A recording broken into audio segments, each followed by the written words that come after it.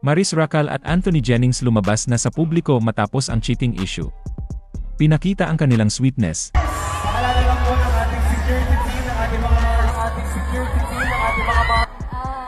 What? Sa incognito na lang, doon na nalaabangan. Okay.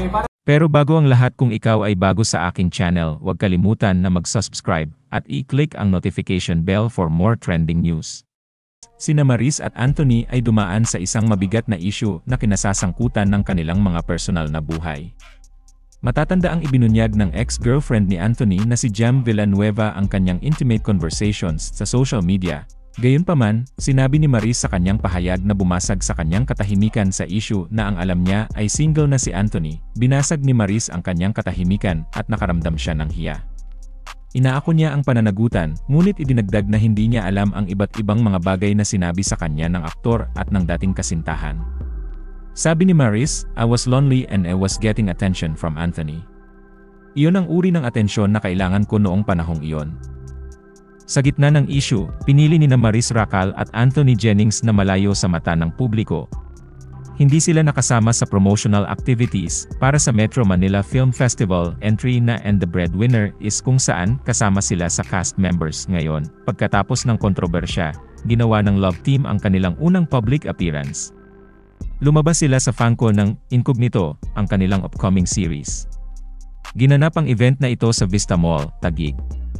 Sumali sila sa cast ng paparating na serye ng ABS-CBN na Incognito, kasama ang mga lead actor na sina Daniel Padilla, Richard Gutierrez, Ian Veneracion, Baron Gisler, at Kayla Estrada.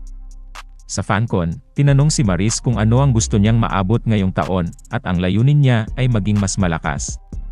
Sa FanCon, napansin ng Marathon fans ang sweetness sa pagitan ng kapamilya Love Team partners. Isang fan ang nagkomento na tila nasa sarili nilang mundo sina Maris at Anthony. Isang Marathon fan account na tinawag na Maris at Anthony na lovers. Kasama sa post ang mga video na nagpapakita na ang aktor ay pagiging gentleman sa aktres. Inalalayan siya nito nang bumaba sila ng stage. Paalala lang po ng ating security team, ng ating mga marshals. Paalala lang po ng ating security team, ng ating mga May nagbahagi rin ng larawan na nagpapakitang si Anthony Jennings ay matamang nakatingin kay Maris Racal. Oh my gosh, medyo curious na ako. Did you take language classes? There's one na nag-aral ako on the spot.